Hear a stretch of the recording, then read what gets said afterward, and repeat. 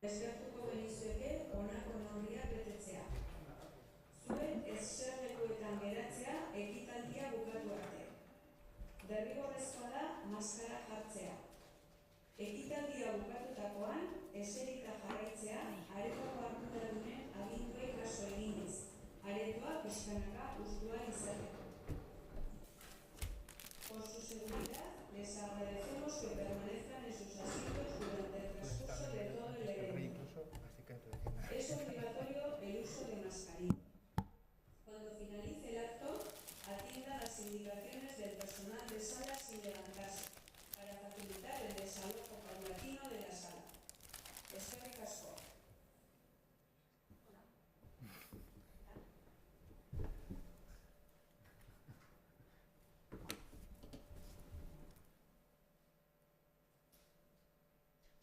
Buenas tardes. Muchas gracias a todos por acompañarnos esta tarde aquí.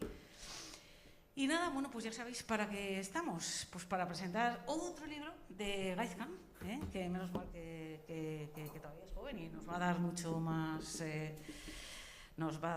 que hablar. Y entonces, bueno, pues este libro, la verdad es que tiene una peculiaridad, la verdad es que es de agradecer, porque es un libro que está hecho para todos los públicos, hasta para mí. Trata de la historia del terrorismo, como sabéis, desde el ETA hasta el Daesh, que es un libro con un valor pues, histórico, donde resume de una forma como nadie lo puede hacer más que él, porque es verdad, tiene esa virtud, ¿no?, de hacer las cosas muy fáciles, como que se le entiende todo lo que dice. Y luego también es muy importante, y le tenemos que agradecer a Gaizka también que lo haya escrito, ¿no?, porque se trata también, ¿no?, ha hecho también un gran esfuerzo pues por humanizar a las víctimas. Nadie sabe nada de las víctimas del terrorismo. O sea, nadie podría, ni incluso aquí, que sois los comprometidos, los que estáis, pues siempre habéis estado con nosotros, que nos conocemos de toda la vida, que habéis estado ahí en la primera línea de batalla, seríamos incapaces de decir nombres de víctimas, ¿no? Salvo, pues, 3, 4, 5. Pero es que ha habido, pues, solo, si nos ponemos solo con las víctimas de ETA, ha habido entre muertos, asesinados y heridos, pues han sido 3.300. Uy, ¿qué hago yo? ¿Por aquí?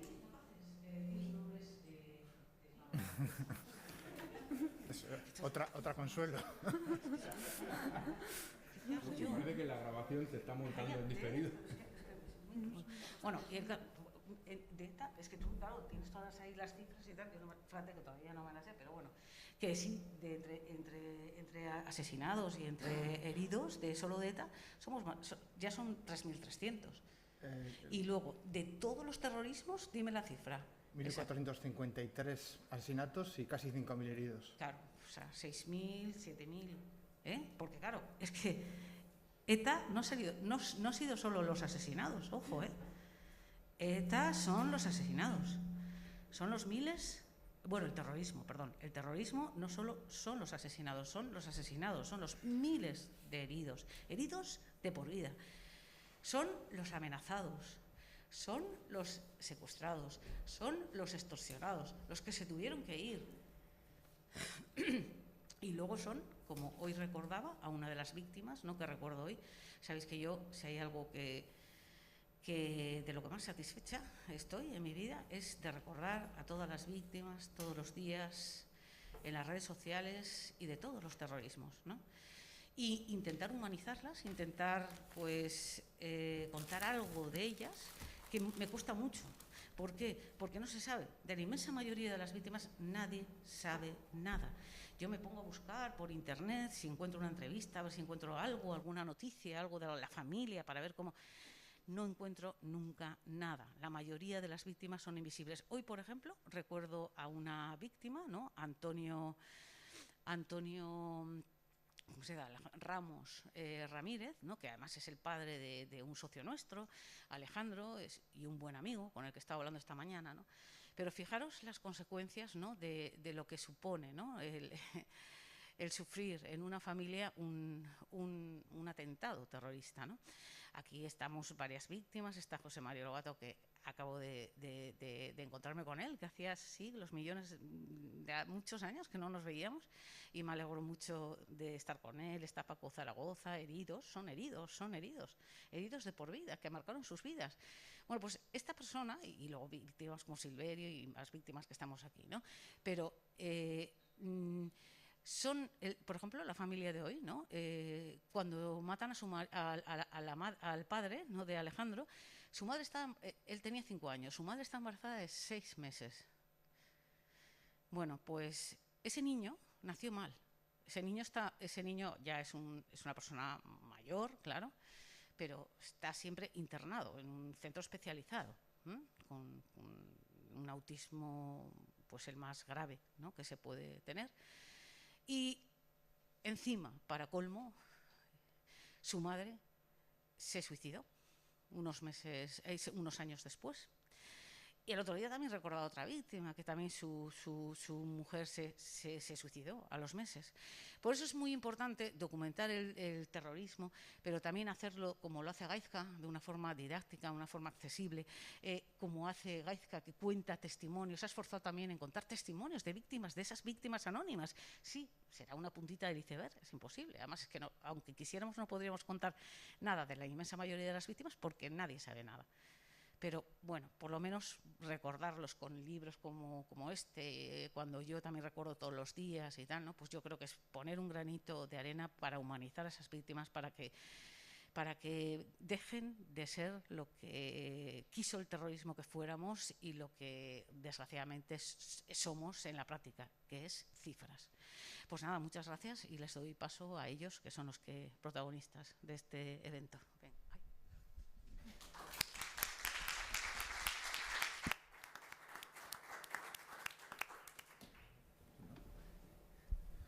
Bueno, arratsaldeon guztioi, eta eskerrik asko Koldo Mitxelena kulturunera etortzeagatik, eta Gipuzkoako Foru Aldundiko Kultura Sailak duen zentro kultural hau aukeratzeagatik liburu honen aurkezpena egiteko. Bienvenidos a todos, y os quiero agradecer el haber escogido este centro, el Centro Cultural Koldo Mitxelena, perteneciente al Departamento de Cultura de la Diputación Foral de Guipúzcoa, por escogerlo para hacer la presentación de este libro, El terrorismo en España, de ETA al Daesh.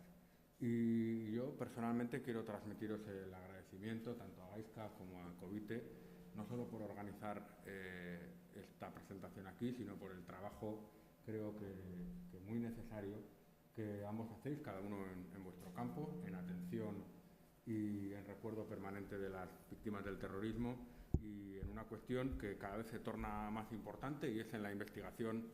¿Se escuchaba, no? ¿Se escucha? En la atrás no tanto. Y también en el papel fundamental de la investigación histórica y rigurosa de los hechos, que, bueno, pues en cierta forma es una manera de acercarse a la verdad y de buscar la verdad. Digo acercarse porque la verdad del pasado es muy complicada de plasmar en el presente, pero la labor del historiador debe ser siempre acercarse a esa verdad, y la investigación, que creo que Gaizka y otros autores como él, porque afortunadamente en los últimos tiempos pues proliferan investigaciones sobre el terrorismo en España en general y del terrorismo de ETA en particular, pues es una magnífica noticia. Yo nada más que una pequeña reflexión. Si os habéis dado cuenta, al entrar al edificio estamos albergando una exposición de base fotográfica sobre Auschwitz, en la que lo que pretendemos es lanzar, tomando como base el horror más representativo de la eliminación del diferente y del otro en el siglo XX, que es el Holocausto perpetrado por los nazis, y en concreto el ejemplo emblemático de ellos, que es el campo de concentración de Auschwitz, para hacer una reflexión sobre la raíz de los totalitarismos y los elementos comunes que muchos de ellos comparten, sin caer en la comparación ni en la banalización de ninguno de ellos, que yo creo que también es el objetivo de incorporar a todos los terrorismos en esta investigación, desde ETA al Daesh, pasando por diferentes grupos, porque lejos de banalizar al más importante, como puede ocurrir en comparación con otros casos en el mundo de genocidios y exterminios, en comparación con el Holocausto, más allá de banalizarlo, lo que consigue es hacer florecer y traer a la superficie el sustrato común que muchos de ellos comparten y que es en general el germen que puede, a veces no, pero puede desembocar en el terrorismo o en la eliminación del diferente, en la eliminación del otro, ¿no? Y bueno, es algo que en el libro planea y es la base común de todo fanatismo político, que supone que además de deshumanizar al diferente y que sea en la construcción de esa utopía, sea la que sea, un elemento a destruir, un mal menor, que no encaja en la idea homogeneizante y totalizadora de todos los proyectos totalitarios, pues también comparte el sustrato común del que el fin justifica los medios, ¿no? Que es un mal menor. Y el terrorismo, al fin y al cabo, pues es un planteamiento como este llevado al extremo. Y bueno, estamos en esa reflexión. Yo creo que es muy importante desde el mundo de la cultura que contribuyamos a que haya una visión crítica de la realidad, y creo que, bueno, pues, que encaja perfectamente este momento en el que se está investigando el terrorismo en España con esos parámetros, con la labor que debemos hacer para que desde la cultura construyamos una sociedad crítica que vaya en la dirección opuesta a lo que pretendían todos estos movimientos y el terrorismo en particular, que es construir sociedades abiertas, plurales y respetuosas con la sociedad que quieren representar y que no pretendan lo contrario, ¿no? Eliminar la parte distinta de la población o de la sociedad que no se ajusta a esas utopías. Y bueno, creo que me he extendido demasiado, disculpáis, y ahora pasamos, no sé si Inés o Gaizka, cualquiera de los dos, a comenzar con la presentación de este magnífico libro. Bueno, buenas tardes a todos, buenas tardes también a los que nos estéis siguiendo por streaming, y gracias por venir y acompañarnos en la presentación del último libro de Gaizka, El terrorismo en España, de ETA al Daesh. Gracias también a Arkaitz y a la Diputación Foral de Guipúzcoa por cedernos esta sala para poder estar hoy aquí presentando este libro. Y bueno, como habéis dicho, tanto Consuelo como tú, Arkaitz, yo creo que el mayor potencial del libro de Gaizka es que reúne en un solo libro, aparte de que está muy bien explicado, muy pedagógico, muy divulgativo, como decía Consuelo, se entiende fácil, lo entienden todos los públicos, todos los terrorismos que ha habido en nuestro país, pues a lo largo del siglo XX, incluso un poco a finales del siglo XIX también, aunque se centra sobre todo desde 1960 hasta la actualidad.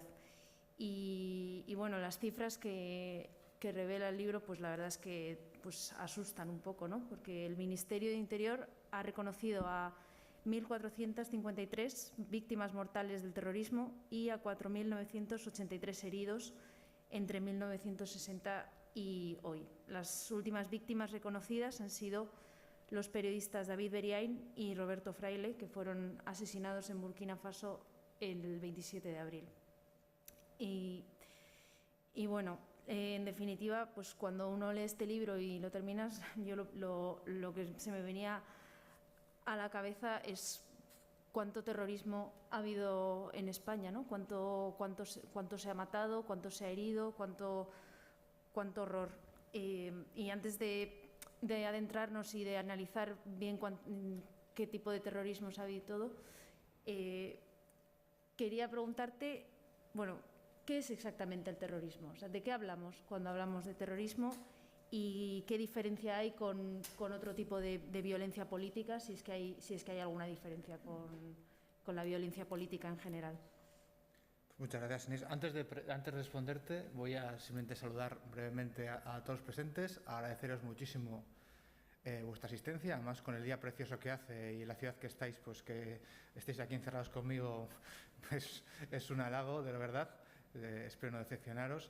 Muchísimas gracias a Arcaich, al Código Michelena y la Diputación de Cultura, porque además no es la primera cosa que hacemos juntos, no va a ser la última, llevamos mucho tiempo colaborando y al pobre Arcaich ya le habíamos engañado por hacer una presentación anterior de otro libro. Por desgracia vino la peste, que todos sabemos, y se tuvo que suspender, y por tanto hemos hecho esta, pero bueno, hemos hecho ya muchas cosas con la Michelena, es mi casa, y seguiremos haciéndolas. Y bueno, tiene algún proyecto más también la Diputación Foral de Guipúzcoa, concretamente Departamento de Cultura, aparte de la exposición de Auschwitz, que os la recomiendo, porque la vi la última vez que vine y me encantó.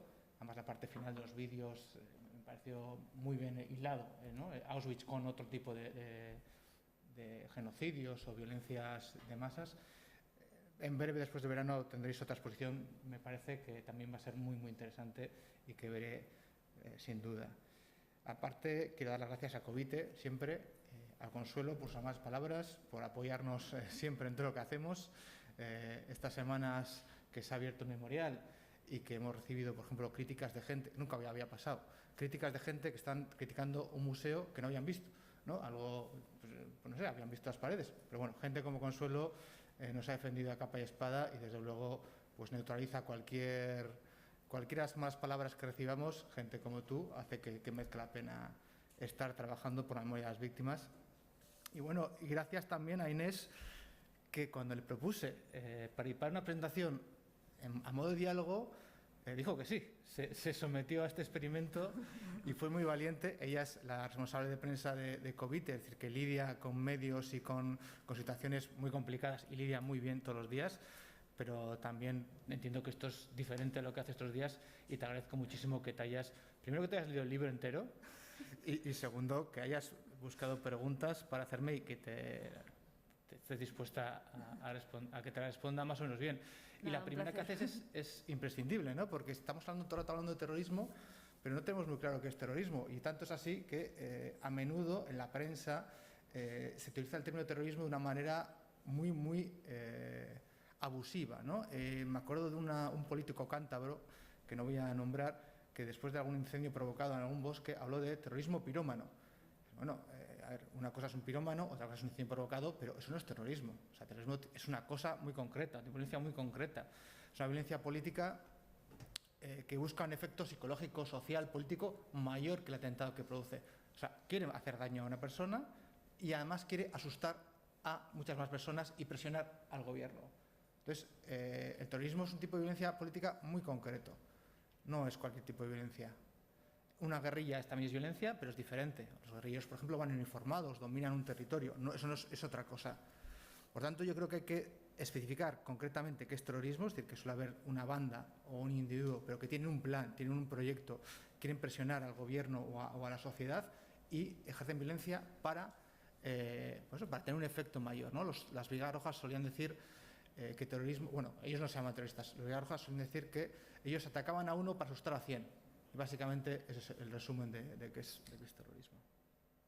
Muy bien. Y a lo largo del libro documentas, corrígeme si me equivoco, pero creo que son 70 bandas terroristas distintas que han actuado en España, o cerca de, o la cifra es, bueno, una barbaridad. Algunas son conocidas, bueno, pues como ETA, la más conocida de todas, o como Al-Qaeda, Daesh, los GAL, Terra Llure o Grapo seguramente nos suenen a todos los que estamos aquí, pero también hay otros grupos terroristas que no son tan conocidos, como por ejemplo el DRIL, los GAA, el FRAP, el MIL, el FRABA, la AAA, los GAE, bueno, por poner algunos ejemplos. ¿Te sorprendiste mientras estabas haciendo la investigación del libro de que hubiera habido tantas bandas terroristas tan distintas que han actuado en España? ¿O ya lo tenías más o menos investigado previamente?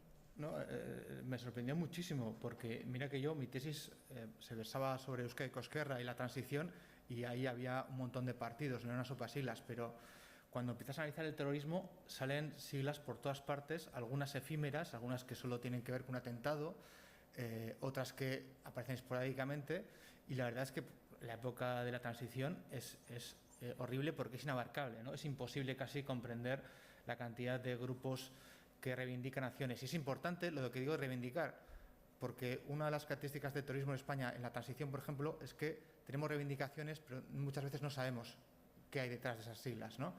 Es decir, el GAE o la AAA reivindicaba un atentado, pero eso significa que una llamada por teléfono ha dicho que ha sido AAA. No sabemos quién está detrás. Y no ha habido, en muchos casos, detenciones y condenas. Por tanto, está por estudiar, es decir, que hay más de 70 siglas, pero luego el contenido real de esas siglas, eso es más dudoso, ¿no? Organizaciones como ETA, es decir, como ETA, como los RAPO, como el FRAP, como Fuerza Joven, o grupos así que sí tenían una estructura, son la minoría. La mayoría son cosas muy efímeras que cometen 1 o 2 atentados, a veces asesinan, pero por lo general no, y se disuelven enseguida y no tienen más recorrido y tampoco tienen detenidos y condenas. Claro. Incluso la propia ETA al principio había más de una sigla que actuaba con el mismo objetivo, pero estaba ETA militar, ETA político-militar, ETA Quinta Asamblea, ETA Berri, ETA Sarra. Había ahí un poco de mezcla de siglas que luego todas acaban convergiendo en ETA, en lo que conocemos todos hoy por ETA, ¿no? ¿Cómo fue ese proceso? ¿Por qué había tantas siglas al principio y al final terminó todo en ETA? Recuerdo cuando entrevisté a Valentín Solagaistúa, que fue miembro de ETA en los años 60, luego estuvo en ANV, luego acabó, yo creo que al final de su etapa en el PSOE, pero bueno, me contaba que en ETA siempre que había una crisis interna, pues funcionaba el cojonímetro, y el que tenía la pistola más grande la sacaba, y entonces los que no querían sacar la pistola se iban y fundaban otros, ¿no? Pues ETA Berri fue la primera institución obrerista que renuncia a la violencia y al nacionalismo, ETA Sexta, y luego eso se va reproduciendo una otra vez, ¿no? Entonces ETA, hay un tronco común que identificamos como ETA, pero en realidad está habiendo divisiones todo el rato, ¿no? En la transición hay un momento que tenemos a ETA político-militar, ETA militar, los comandos autónomos anticapitalistas, que aunque no se llamen ETA, vienen de ese tronco común. ETA político-militar se divide también, los séptimos, los octavos se dividen también entre milikis, no milikis. Entre los milikis está un tal Arnaldo Otegi, por ejemplo. Es decir, que hay una división que es común en grupos terroristas grandes, porque pasa lo mismo en Libia, es decir, ETA no es una excepción, pero es cierto que crea muchísima confusión, porque al final todos decían ser la auténtica ETA, y por tanto es muy difícil a veces saber quiénes fueron. La cuestión es que en toda esta línea cronológica, los que al final acaban quedándose las siglas, y ahí vuelvo a Valentín Solagaistúa, son los que sacan la pistola. O sea, los que se quedan como la auténtica ETA son los más nacionalistas radicales y los más violentos, siempre. Y esos han acabado quedándose con las siglas y son los que llegan hasta 2018, ¿no? Hasta tal punto que alguien joven pues probablemente solo crea que ha existido una ETA, pero bueno, por desgracia fueron varias. Claro. Sí.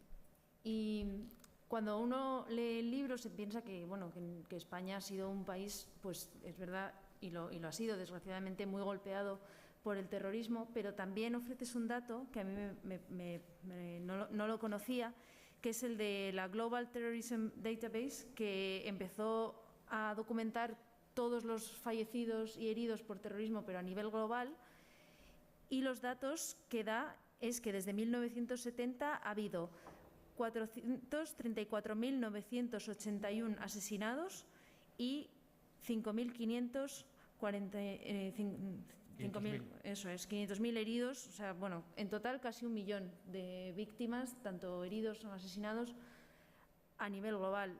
Entonces, bueno, teniendo en cuenta estos datos, podemos decir que España no ha sido el único país que ha sido muy afectado, muy golpeado por este fenómeno a nivel global, ¿verdad? Exacto. Yo creo que tenemos el problema, hablo aquí a nivel académico, o a nivel también periodístico, del ombliguismo, ¿no? De creer que somos el centro del mundo y que lo que ocurre aquí no ocurre en otras partes, en lo bueno y en lo malo. Y la verdad es que no. Es decir, que el terrorismo, cuando empieza a surgir la tercera ola de terrorismo, ¿no? la que se escribe ETA, a finales de los años 60, principios de 70, o sea, surge el terrorismo en España, pero está surgiendo en Alemania, está la RAF, en Italia están los neofascistas y Vidas Rojas, en Irlanda del Norte están los lealistas y el IRA, En América Latina hay un montón de grupos terroristas, Sendero Luminoso, cosas así. En Asia, Oriente Medio también. Entonces, al final es algo generalizado. Es decir, que el terrorismo golpea a todo el mundo. La cuestión es que como europeos solo nos enteramos de lo que ocurre en nuestro continente, ¿no? No nos fijamos lo que pasa afuera. Se ve muy claramente con estos últimos atentados mortales que habéis mencionado, de los dos periodistas que han sido asesinados recientemente. Al-Qaeda y Daesh, Boko Haram y otros grupos yihadistas están matando gente todos los días, en el Sahel o en el Oriente Próximo, pero no nos enteramos hasta que no muere un compatriota. Pero está ocurriendo ahí. Entonces, cuando en España surge ETA y empieza a matar a los Rapo y demás grupos, en el resto del mundo está pasando lo mismo. Entonces, que el hecho de que haya terrorismo en España no es una anomalía, es algo que pasa en muchísimos otros países. Incluso hay países que ocurren, hay más víctimas mortales, como el caso de Irlanda del Norte. Claro. O Italia está cercano a España en ciertos momentos. La diferencia real a largo plazo entre España y otros países no es que haya terrorismo, sino que el terrorismo aquí ha durado mucho más tiempo de lo que ha durado en otros países.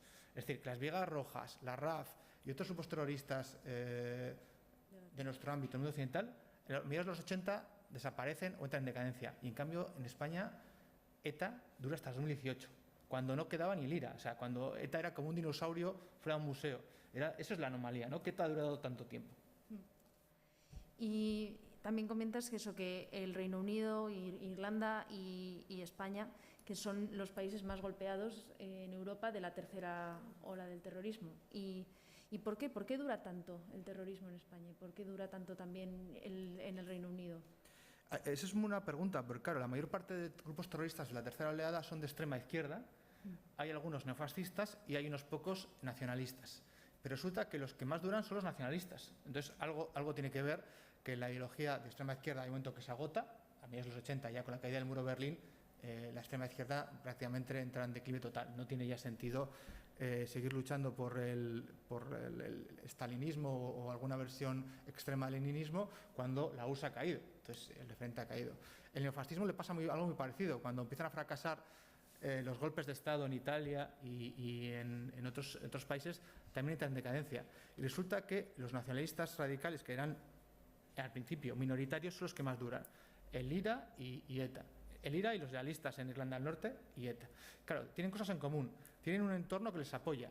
Porque no solo es el IRA, es Sinn Féin, los bares, las fiestas, la economía, el impuesto revolucionario. Es decir, cosas que aquí pasan, también pasan en Irlanda del Norte. Luego también tiene otra cosa muy parecida, el Irlanda del Norte y el País Vasco. Al lado de Irlanda del Norte está la República de Irlanda. Los comandos del IRA atentaban en Irlanda del Norte, luego escapaban a Irlanda y no les perseguían. Tenían un santuario, igual que aquí tenía ETA un santuario en Francia. Eso es nuclear. O sea, no hay ningún grupo terrorista. O sea, los Rapo actuaban en Madrid y no tenían dónde escaparse, no tenían santuario, se escogía, ¿no? Entonces, el hecho de que tuvieran un entorno alrededor, que tuvieran fuentes de financiación constante, política, sindicatos, periódicos, que tuviesen un santuario al que poder huir y que además tuviesen una estructura interna bastante impermeable a la policía, porque tanto ETA como el IRA tienen células terroristas bastante difíciles de detener, no como los Rapo o otros grupos que son más vulnerables a la policía. Eso explica, desde mi punto de vista, por qué el IRA, los lealistas y ETA duran y por qué, por ejemplo, otros grupos terroristas de extrema izquierda desaparecen mucho antes, ¿no? Claro. Y bueno, en tu libro dejas claro y demuestras que ETA ha sido la banda terrorista que más víctimas ha causado en nuestro país, que más daño ha provocado a nuestro Estado de Derecho y que más ha condicionado la vida política y social de los últimos 50 años. Y también hablas del origen de ETA, de por qué surge ETA, ¿no? Y digamos que desmontas algunas de las teorías que se han difundido, como es que ETA no es el resultado de ningún conflicto vasco y dices que tampoco surgió como respuesta o como consecuencia del franquismo y ni siquiera del nacionalismo vasco de Sabino Arana, que eso también lo hemos escuchado. Dices, yo he apuntado esta frase que lo resumes muy bien, que es que ETA no heredó de sus mayores la lucha armada, sino que la creó. Entonces, explícanos el origen de ETA, cómo surgió y por qué. Es una pregunta complicada, pero es necesaria, ¿no? Porque es cierto, como bien dices, que en mucho tiempo se ha explicado ETA como una relación de causa-efecto con el franquismo, la represión. Es decir, hubo una represión muy grave en el País Vasco y por tanto surgió ETA, pero hoy en día sabemos, gracias a los estudios de memoria histórica, que la mayor represión del franquismo en la guerra civil y posguerra fue en Extremadura y en Andalucía, donde no hubo ningún grupo terrorista. Por tanto, no podemos decir que hay una relación causa-efecto entre represión y terrorismo. Hay que buscar otra cosa. También se ha llegado a decir que el nacionalismo vasco, desde sus orígenes, ya llevaba el germen de ETA. Y eso lo han dicho desde gente como Lorenzo Espinosa, que venía de la izquierda abertzale, a académicos que no venían de ese mundo. Pero eso no es verdad, porque hay grupos. Bueno, el sector mayoritario del nacionalismo vasco nunca ha tenido unidades violentas. Entonces, la ideología tampoco puede ser la explicación. Tenemos en los años 60 a nacionalistas vascos que están soportando la misma dictadura represiva, que tienen la misma ideología, que tienen la misma edad, y unos deciden coger las armas, es ETA, y otros deciden no cogerla, que es EGI, las Juventudes del PNV. Por tanto, no podemos achacarlo ni a la estructura, ni al contexto, ni a la ideología. Hay que achacarlo a la agencia humana, a la voluntad humana. Es decir, el grupo de chavales que son ETA creen que la violencia va a servirles mejor para sus objetivos políticos. Y hay otro grupo que cree que no, que ese no es el camino. ¿Y qué nos ayuda este análisis? A saber que si ellos eligen la violencia como camino, ellos son responsables de la violencia. No es el destino, no es la estructura, no es Franco, no, son ellos los que eligen. Y cada momento que hay una bifurcación en el camino, la ley de amnistía, el pacto del 82 de los polimilis con el gobierno de la OCDE, que también podían haber cogido los milis y dicen que no. Cada vez que hay una oportunidad, la ETA mayoritaria dice que no, pero podría haber dicho que sí. Entonces, pero es su voluntad la que dice que no. Y por tanto, si son ellos los que rechazan las oportunidades de no dejar las armas y son ellos los que, son diferentes del resto, la explicación hay que buscarla en ellos mismos y no en causas ajenas. Lo cual no resta importancia a la dictadura ni a la ideología, pero el factor más importante, el factor decisivo al final, es la voluntad de estas personas. Sí, esto me parece muy interesante y de hecho es una de las conclusiones que apuntas tú en el libro, que al final, después de todo el recorrido histórico que haces, elaboras 12 conclusiones y una de ellas es esta, ¿no? La de la responsabilidad que tienen los propios terroristas de haber elegido ese camino y, sin embargo, esa responsabilidad ellos nunca la asumen, ¿no? Me parece curioso incluso que no solo que no la asuman ellos mismos, sino que también tienen un entorno social, incluso político, que tiende a excusarles o a intentar explicar o contextualizar el origen, por ejemplo, de ETA en estos factores. ¿Y por qué ocurre esto? ¿Que hay poca pedagogía en este sentido? ¿O por qué no se incide más en este aspecto de la responsabilidad individual de cada uno de ellos a la hora de explicar el origen del terrorismo? Sí, es algo que pasa en general en las ciencias sociales. Yo creo que se suele buscar causas externas del fenómeno, ¿no? Pues, ¿por qué surge X? Porque había pobreza o porque había lo que fuese, o porque había malas cosechas. Pero bueno, es una parte de la realidad. Luego hay que ver que los seres humanos no somos autómatas, además no reaccionamos todos igual a las mismas circunstancias y por tanto tenemos una parte de libre albedrío que es importante. Y en este caso es curioso porque, como bien dices, todos los grupos terroristas siempre achacan a otros porque han tomado las armas, ¿no? ETA decía que, hemos tomado las armas porque hay un genocidio contra el pueblo vasco y Euskadi está a punto de desaparecer. Pero tú ves, luego, por ejemplo, el terrorismo de extrema derecha dice lo mismo. Vamos a matar a los lados de Atocha o a cualquier persona porque tiene unas pintas de comunista, porque es que España está a punto de desaparecer. Y estamos, no es por nuestra culpa, no es que decíamos, es que la amenaza está aquí, o sea, la amenaza es externa, no somos nosotros. O los Rapo, lo mismo, o el yihadismo, que atenta, no porque decida atentar, sino porque hay una cruzada de cruzados y judíos en Oriente Próximo y por tanto tenemos que defenderla matando gente en Madrid.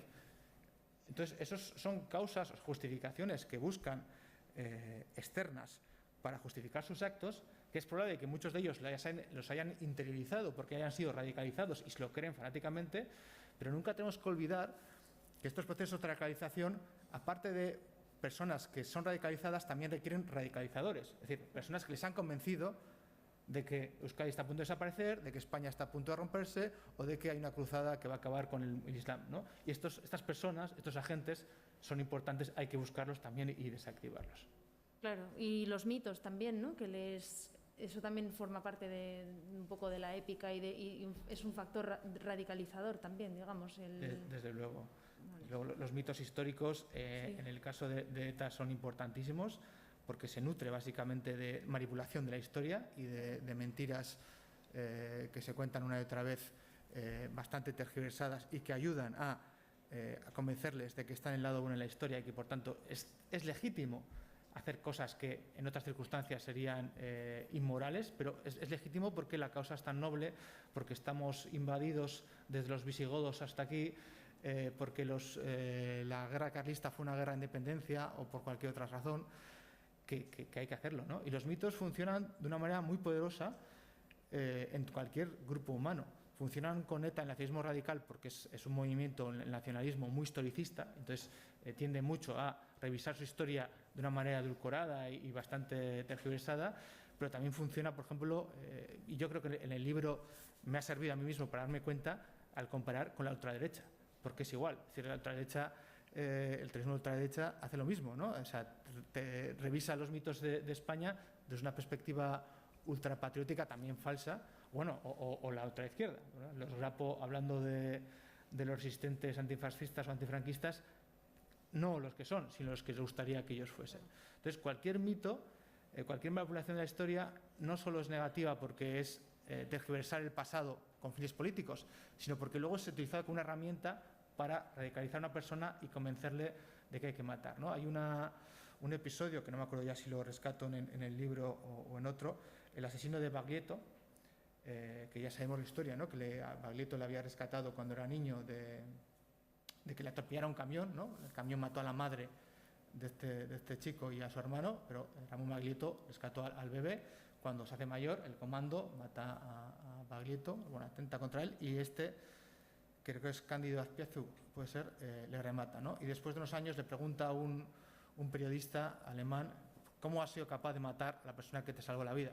Dice, ya, es que llevamos invadidos desde los visigodos.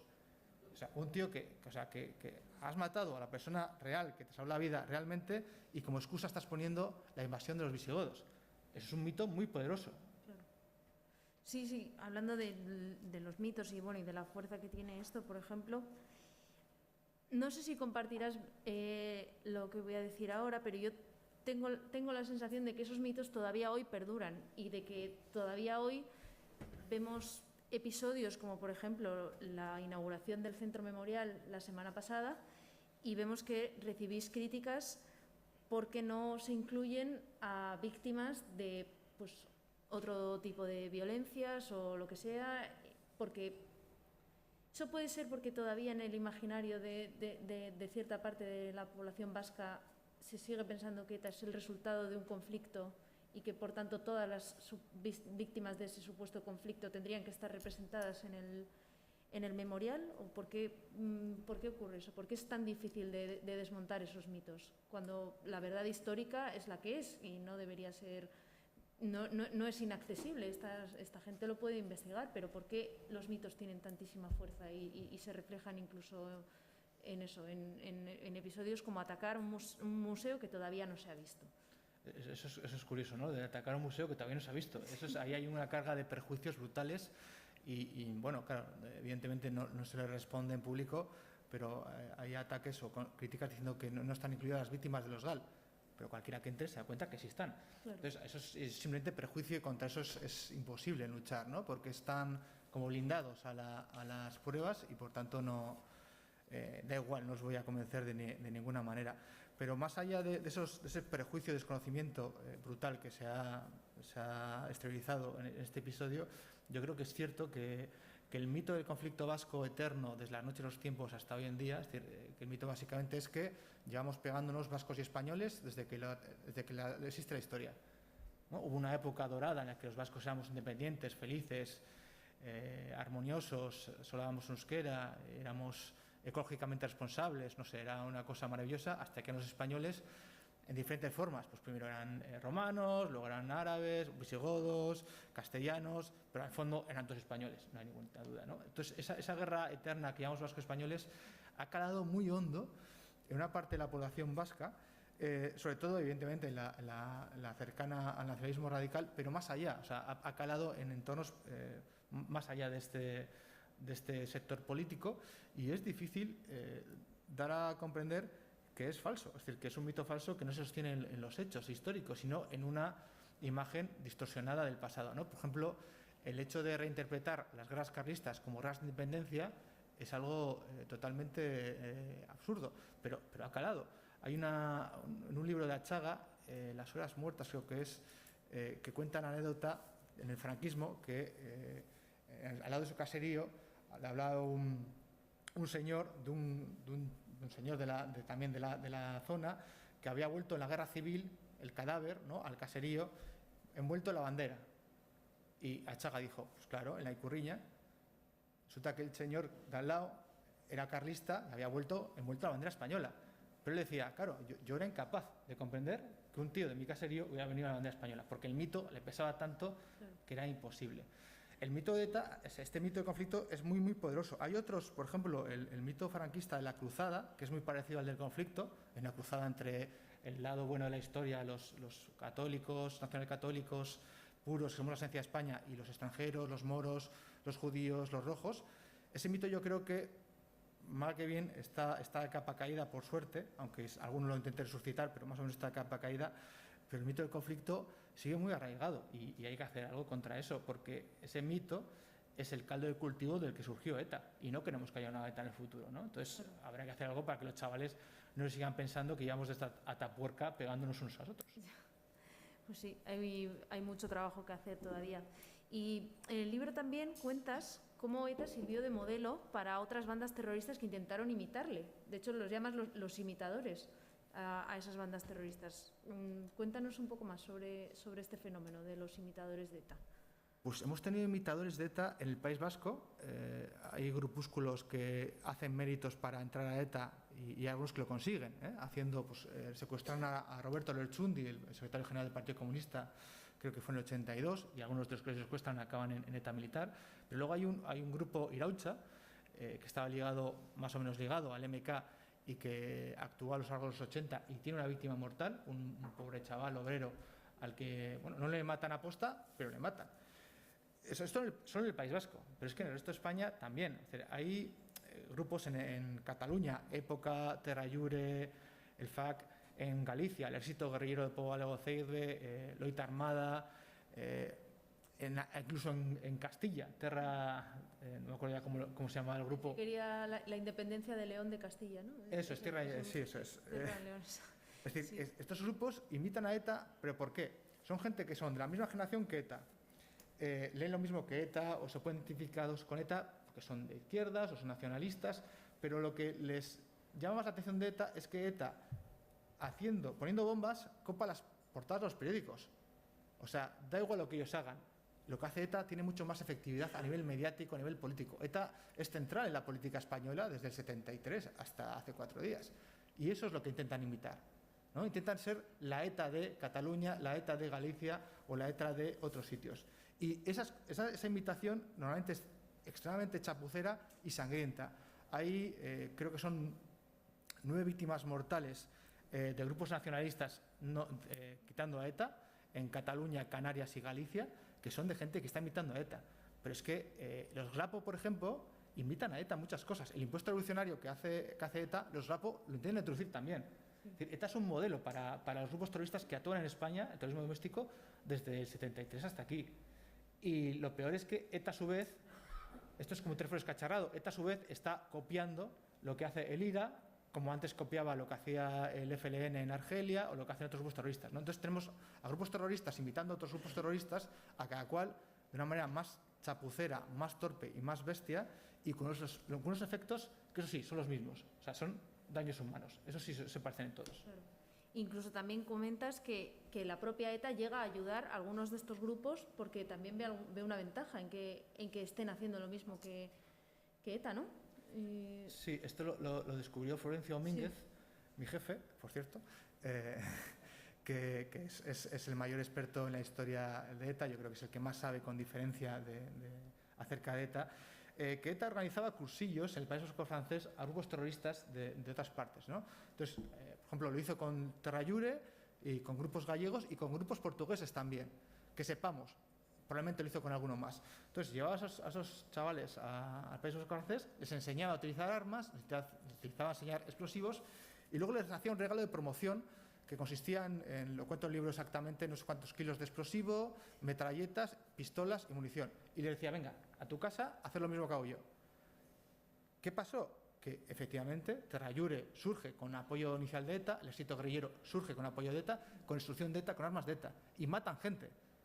Evidentemente no se puede achacar a ETA la responsabilidad de los atentados de Terrayure ni del ejército, pero no solo le están dando un modelo, le están dando el empujón y le están enseñando cómo enseñar a andar, ¿no? Si no hubiese existido ETA en España, el terrorismo, sin duda, hubiera sido muchísimo menor que lo que fue. No solo por ETA, sino porque los grupos terroristas que hubiéramos tenido hubieran tenido menos ventajas competitivas que las que tuvieron. Claro. Y bueno, ya hablando de los demás grupos terroristas y no solo centrándonos en ETA, en tu libro divides en 4 grandes categorías, por así decirlo, los distintos grupos terroristas que actúan en España. Están por un lado los del terrorismo de ETA y del nacionalismo vasco radical, aunque no sé si aquí creo que también incluyes a todos los grupos de corte nacionalista que no necesariamente son nacionalistas vascos, ¿no? Como Terrayure o el de Galicia o el MPAYAC en Canarias. Por otro lado, el terrorismo ultraderechista y parapolicial. Por otro lado, el terrorismo de extrema izquierda y el terrorismo internacional, que tú los llamas los visitantes, que sería el yihadismo, pero no solo el yihadismo, sino también otros grupos con otros fines. A grandes rasgos, ¿nos podrías explicar las diferencias entre estos 4 grandes grupos? Unas pinceladas para situarnos. Sí, por supuesto. El mayoritario, por orden de criminalidad, de letalidad y de longevidad, evidentemente el mayoritario ha sido el nacionalista. Es decir, el sector terrorista más fuerte y más poderoso ha sido el nacionalista. Pero si nos vamos al análisis detallado, dentro de este grupo nacionalista, ETA ocupa el 99% de las víctimas, ¿no? ETA mata a 853 personas y deja heridas 2.632 personas. Aparte de los secuestros, de las amenazas, los trasterrados, los damnificados económicamente y los extorsionados. Es decir, que ETA es, con diferencia, el grupo terrorista que más ha matado y más ha influido negativamente en la historia de España, con muchísima diferencia. Y cuando digo ETA político-militar, los comandos autónomos anticapitalistas, los meto todos en el mismo saco, igual que hacemos con el IRA, que hay muchos IRAs, pero los llamamos todos IRAs. Entonces, estos grupos lo que quieren es la secesión de una parte del territorio para conseguir un Estado-nación étnicamente homogéneo, con una sola lengua, ambiguamente socialista, porque eso no tiene muy claro, y que se anexione territorios limítrofes, ¿no? Pues, en el caso de ETA, pues se anexionase Navarra y el País Vasco francés. En el caso de Terrayure, pues se anexionan Valencia, las Baleares, la Franja de Aragón, el Rosellón en Cataluña. Es decir, que no solo la independencia de mi territorio, sino, bueno, me quedo los territorios de alrededor. En Galicia yo creo que se conformaban con Galicia, y Canarias, por ejemplo, también. El MPAYAC quería la independencia de Canarias.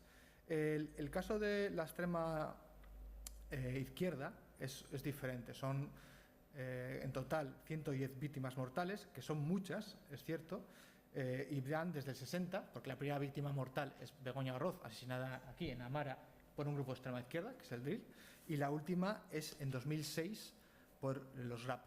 Y es precisamente los RAPO el grupo terrorista que más víctimas mortales causa en este sector, 92 muertes. Los RAPO son más mortíferos que las Brigadas Rojas, más mortíferos que las RAF. La cuestión es que los RAPos fuera de España no los conoce nadie. ¿Por qué? Porque ha tenido ETA que les ha ocultado. Es algo muy llamativo, ¿no? Porque si no existiese ETA, el grupo terrorista más conocido de España, con diferencia, serían los RAPO. Sería un grupo de los grandes de Europa, pero han sido ocultados por ETA. Y personalmente, pues bueno, que no sean conocidos los RAPO nos da igual, pero las víctimas de los RAPO también han sido poco conocidas, y eso sí que es doloroso, ¿no? Y muchas víctimas repiten lo mismo, se sienten víctimas de segunda porque ellas no han tenido reconocimiento y han pasado desapercibidas a pesar de haber sido tantos.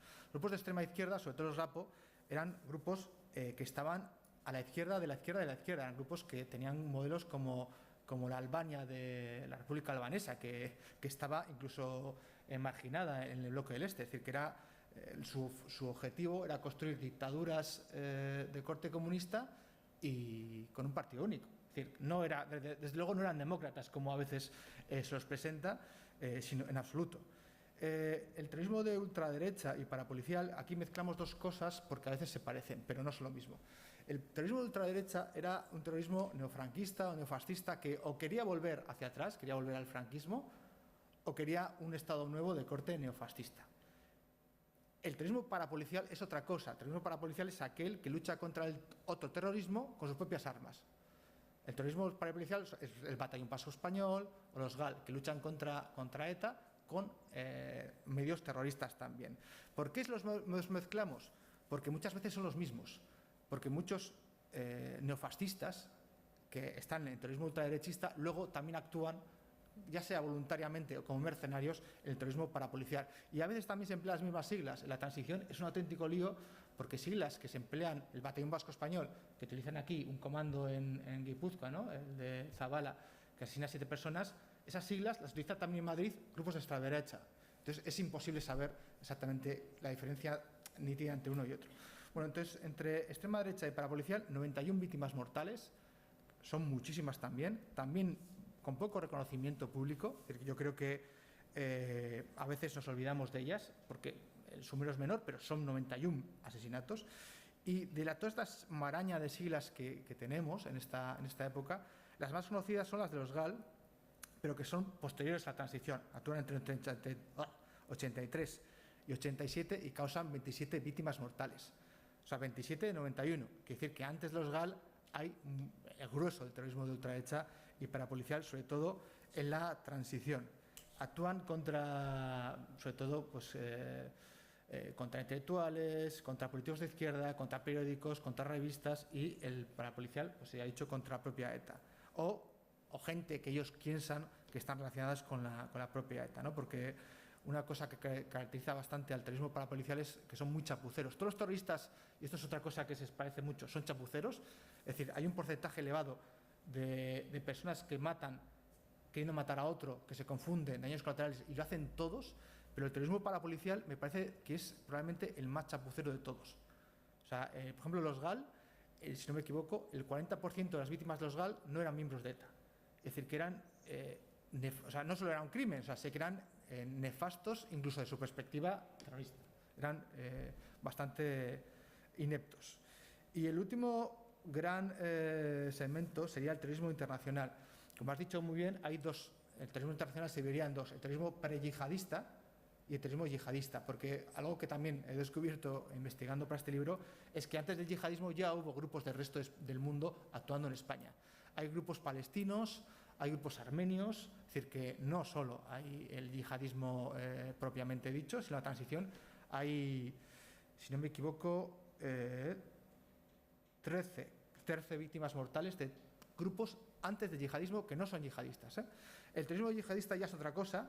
288 víctimas mortales, la mayor parte de ellas en el 11M, son terroristas externos, normalmente pues vienen de países musulmanes, que atentan en España por razones diferentes. Pues en el atentado al descanso, supuestamente para presionar a Estados Unidos; en el 11M para vengarse de las detenciones que había habido antes de la célula de Al-Qaeda; y a partir del 11M pues tenemos un montón de ataques que, por suerte, la policía y la Guardia Civil los neutraliza, con la excepción de Barcelona y Cambrils. Pero hemos tenido muchísimas conspiraciones yihadistas para atentar en España, y hemos tenido la suerte de que la experiencia del CNI, la Policía Nacional y la Guardia Civil que tenían contra ETA les ha permitido neutralizar muchos atentados yihadistas en España, pero podíamos haber tenido masacres iguales o peores que el 11M con posterioridad. Claro, sí. Y profundizando, por ejemplo, en esto que comentabas del terrorismo parapolicial, sobre todo, es bastante frecuente escuchar, para referirnos a los GAL, la expresión terrorismo de Estado, pero tú en tu libro dices que esa expresión es incorrecta, que no se debería utilizar para referirnos a los GAL. ¿Y por qué? ¿Por qué los GAL no fueron terrorismo de Estado? Porque acá, ¿Qué es el terrorismo de Estado? Si es que... Bien. Claro, el terrorismo de Estado existe, o sea, no es una entelequia, no es algo hay terrorismo de Estado, pero el terrorismo de Estado es otra cosa. La palabra terrorismo se inventó en la Revolución Francesa, el Comité de Salvación Pública practica el terror, ¿no? Y el terror está hecho para asesinar aristócratas o girondinos o enemigos del país, del Estado, para aterrorizarlos y que no actúen más. Eso es terrorismo de Estado. Cuando un gobierno emplea la confiscación, el asesinato de masas legalmente, o sea, continúa la destrucción, pero legalmente, es decir, lo hacen desde el poder legalmente, a cara descubierta y con juicios ejemplarizantes. Eso es terrorismo de Estado. Lo que se hace en la Revolución Francesa, casi embrionariamente, luego se lleva al extremo en la URSS de Stalin y en la Alemania de Hitler. Eso es terrorismo de Estado en su máxima potencia. O sea, Hitler utilizaba los resortes del Estado legalmente, es decir, cambiando el ordenamiento jurídico, pero dentro de su legalidad, para aterrorizar a la población, a los disidentes, y que no hubiese nadie que se moviese contra él. Stalin hacía lo mismo, y los imitadores de Hitler y Stalin, a izquierda y derecha, hicieron lo propio. Franco también. En el primer franquismo hay terrorismo de Estado en España. Es decir, no hay ninguna duda. En el libro cito a Emilio Mola, cuando empieza la Guerra Civil. Mola habla de terrorismo. O sea, él no tiene ninguna duda de que él va a pelear el terrorismo de Estado. Emilio Mola. Claro, eso, que es que el Estado al completo se ponga al servicio del poder para aterrorizar a toda su población, no es comparable en ningún momento con los GAL. Y por tanto, comparar eso con los GAL es, primero, un insulto a la inteligencia, y otra cosa es, además, intentar engañar y mezclar cosas que no son lo mismo. Porque el hecho de que sea terrorismo de Estado o terrorismo parapolicial no lo hace ni mejor ni peor. Es terrorismo, pero son cosas diferentes. Entonces, en términos académicos, nadie se refiere a terrorismo parapolicial como terrorismo de Estado. Solo a terrorismo parapolicial o terrorismo vigilante, sobre todo en ámbitos anglosajones, o terrorismo contraterrorista. Pero terrorismo de Estado no. Y tampoco hay otro término que se emplea a menudo, guerra sucia, que también es absurdo. Primero, guerra sucia implica que hay una guerra limpia entre una banda terrorista y el Estado de Derecho. Pues eso no, eso es simplemente la guerra sucia es una manera de coger el concepto de conflicto y ponerlo en otra realidad. Y yo creo que también es errónea. Entonces, el terrorismo parapolicial me parece el más adecuado, es aquel terrorismo que intenta suplantar las labores que debería realizar legítimamente la policía. Y lo hace, evidentemente, con las propias armas del terrorismo. Es ilegítimo, es ilegal, y aunque en el caso de los GAL tuviera vínculos que son probados judicialmente con el Ministerio Interior, con las altas instancias del Ministerio Interior de esa época, seguía siendo clandestino, seguía siendo ilegal. Es decir, por eso fue luego reprimido judicialmente y por eso luego fueron condenados, porque estaba actuando fuera de la legalidad, no dentro de ella. Entiendo. Esta explicación, la verdad es que es muy útil. Y en los años 80 y en el 81, bueno, en los años de la transición, es efectivamente cuando más bandas terroristas distintas había actuando a la vez en España. ¿Y por qué había tantísimo terrorismo esos años? ¿Qué condiciones se daban o qué circunstancias se daban para que proliferase tanto, ¿no? Con tanta naturalidad, tantas bandas terroristas distintas? Pues tuvimos la mala suerte de que se juntaron dos cosas a la vez en España. En todo el mundo estaba en el apogeo la tercera oleada de terrorismo, o sea, en todo el mundo. En Italia, las Brigadas Rojas y los fascistas, en los años 70, principios de 80, están matando cuanto más. En Irlanda del Norte, el IRA también. Es decir, el terrorismo está en auge en todo el mundo. Tenemos a la OLP y sus otros grupos palestinos, Septiembre Negro y demás, actuando en toda Europa. Carlos el Chacal, todos estos están a la vez. El terrorismo está en auge porque tenemos medios de transporte muy eficientes, tenemos armamento, explosivos muy potentes, tenemos técnicas, digamos, que lo hacen posible, pero es que en España ese auge de los grupos terroristas coincide con el momento de mayor debilidad del Estado de Derecho, que es la transición. Claro, la transición es coger un Estado dictatorial, que es el de Franco, y convertirlo en uno democrático. Y en el proceso del 75 al 82, que yo creo que es la transición en total, ¿no? La administración entera tiene que transformarse a sí misma con los funcionarios que tiene, con los políticos que tiene y con las fuerzas y cuerpos de seguridad que les tiene. Por tanto, esa mutación interna es muy costosa y hace que en ese momento el Estado sea muy débil y por tanto sea muy vulnerable, ¿no? Y se ve que la policía y la Guardia Civil son incapaces de detener el terrorismo, son incapaces de neutralizarlo, son capaces de detenerlo, y yo creo que si en algún momento el terrorismo estuvo cerca de triunfar fue la transición, porque el grado de violencia era inasumible, ¿no?, por un Estado. Por eso hicimos el año pasado el libro de 1980, El terrorismo contra la transición. Por ejemplo, en 1980 hay, si no me equivoco, 130 asesinatos. O sea, hay un asesinato cada 3 días. Ningún Estado democrático puede soportar eso, ¿no? Y la policía estaba sobrepasada, no podía luchar contra eso. Porque no solo estaba atentado ETA, los comandos autónomos, los polimilis, extrema derecha, extrema izquierda, sino que venían aquí a atentar, por ejemplo, el ESALA, el ejército secreto armenio de liberación armenia. Mata a 3 personas el ESALA. O sea, armenios que vienen a España a atentar. No pasa nada, porque el Estado es incapaz de luchar contra esa amenaza. Al Estado democrático le va a costar muchos años aprender a enfrentarse al terrorismo, dotar a la Policía de la Guardia Civil de medios, porque no los tenían, no tenían ni chaleco antibalas, no tenían ni vehículos, no tenían doctrina, no tenían preparación, y ya sí, a mediados de los 80 la cosa empieza a cambiar. Pero hay que tener en cuenta que la transición, o sea, no estábamos preparados para el desafío que nos llegó. Pero era el mismo desafío que ocurría en Italia, en Alemania o en Gran Bretaña, pero ahí sí están más preparados que nosotros, o tenían mayor estabilidad política que nosotros, ¿no? Eso también es una lección. La estabilidad política contrarresta bien al terrorismo, las amenazas externas, ¿no? Cuando hay estabilidad, cuando hay un Estado sólido, las amenazas suelen ser más fácilmente neutralizadas que cuando hay un Estado débil o con conflictos internos. Claro. Y bueno, ya hablando de la última categoría de terrorismo que analizas en tu libro, el terrorismo internacional o visitante, cuando pensamos en terrorismo internacional, vamos, yo la primera, enseguida se nos ocurren el terrorismo yihadista y Al-Qaeda o Daesh y atentados como el 11M o el último de Barcelona y de Cambrils, pero en España ha habido terrorismo internacional también desde la tercera oleada, o sea, desde los años 80, atentados como el del restaurante El Descanso en el 85, que dejó 19 víctimas mortales y 112 heridos. Entonces, este terrorismo no es algo, digamos, relativamente nuevo de los últimos 20 años en España. No, en absoluto. Es más, en agosto se va a cumplir el 50 aniversario de la primera acción internacional en España. Es un comando palestino que secuestra un avión en Barajas, en agosto del 71. Desde agosto del 71 hay terroristas internacionales actuando en España. Es decir, es algo muy viejo. Sobre todo en la transición actúan grupos que vienen de Palestina. Hay muchas escisiones de la OLP, son nombres muy difusos que además duran muy poco, desde Septiembre Negro a otros parecidos que actúan en España, asesinan en España. Pero ¿qué pasa?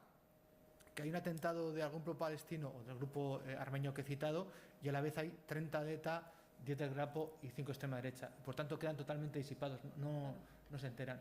O sea, no nos enteramos, vamos, las noticias casi no aparece como algo anecdótico. Hay un atentado, Sala mata a 3 personas, a la mujer del embajador de Turquía, al chofer y a su cuñado, a su hermano. Al hermano, ¿no? 3 personas, y que ha sido hace poco el aniversario. Y después tiene otro atentado en Madrid, que es muy llamativo, sin víctimas mortales. Pone una bomba en Madrid, además en el 80 creo que es.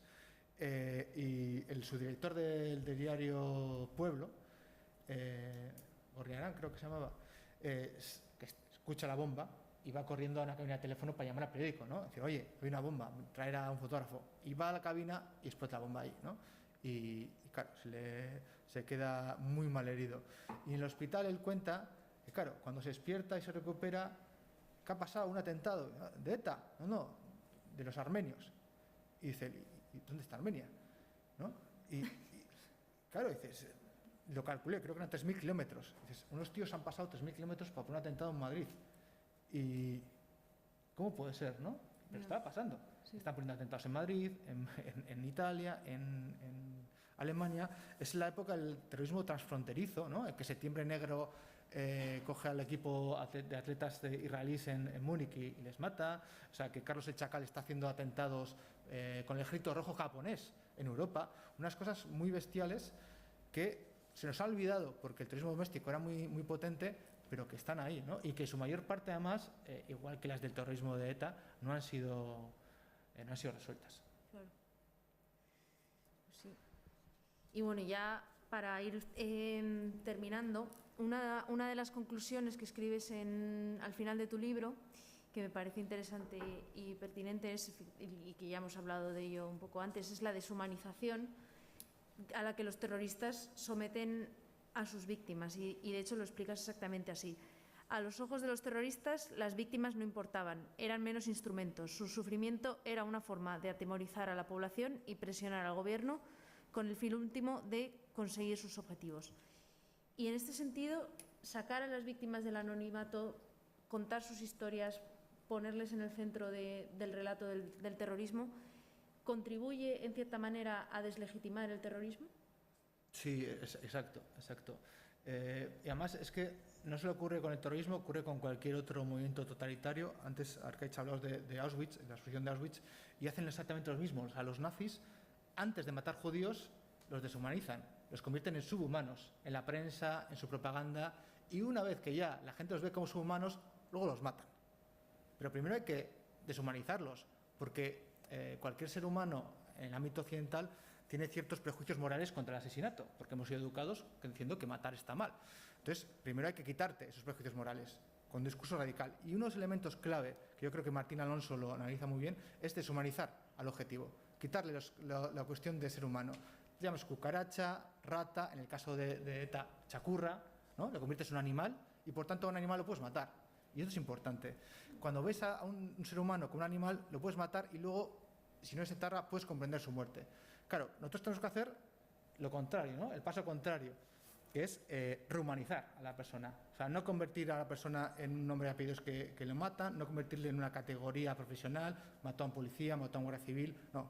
Darle una vida, darle familia, darle hijos, darle sueños, convertirlo en un ser humano. Y claro, cuando te das cuenta de que ahí hay un ser humano, que hay una vida entera, que cuando le has arrebatado esa vida, le has quitado todo lo que tiene, todo lo que podía tener, ahí empatizas con él y por tanto completas las consecuencias reales del terrorismo. Hay una frase de Hobbes que le copia a Plauto, que es la de el hombre es un lobo para el hombre. Pero Hobbes hace una trampa, porque coge una parte de la frase de Plauto, ¿no? Plauto dice, el hombre es un lobo para el hombre cuando no conoce al hombre. Es decir, con un desconocido actúas como un lobo, pero si le conoces ya no puedes actuar como un lobo. Y creo que Plauto nos da una guía moral mucho mejor, ¿no? Es decir, cuando conoces a la otra persona, cuando lo conviertes en un ser humano, es muy difícil ya atacarle, matarle o alegrarte su muerte. Entonces, lo que tenemos que hacer ahora es rehumanizar a las víctimas, primero porque se lo merecen, porque es su derecho y tenemos que hacerlo como sociedad, se lo debemos.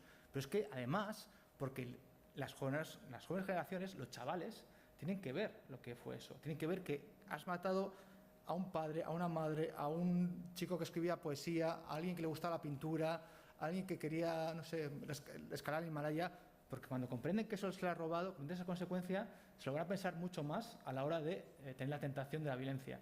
Porque no nos equivoquemos, la tentación sigue aquí. Es decir, que aunque ETA, como banda operativa, no esté en activo, el discurso del odio del que surgió ETA sigue. Es decir, que puede haber violencia en el futuro. Pero como estamos a tiempo, o sea, como podemos prevenir ahora, pues tenemos la oportunidad, pues vamos a aprovecharla. Y una de las cosas que podemos hacer para prevenir la violencia, para desactivar esos mecanismos del odio, es rehumanizar a las víctimas y mostrarlas como fueron a los jóvenes. Sí, y en relación con esto que comentas, otra de las conclusiones que tú escribes es que ninguno de los grupos terroristas analizados en tu libro ha conseguido sus objetivos políticos. Pero también pones un pequeño asterisco en ese sentido, diciendo que ETA, si bien no ha conseguido su objetivo político último o el máximo, sí que ha conseguido algunos objetivos quizá menores, pero que sí que estaban entre sus objetivos. ¿Cuáles son esos objetivos que tú crees que ha conseguido ETA? En general, o sea, si quitamos esta ecuación, todos los grupos terroristas que han actuado en España han fracasado.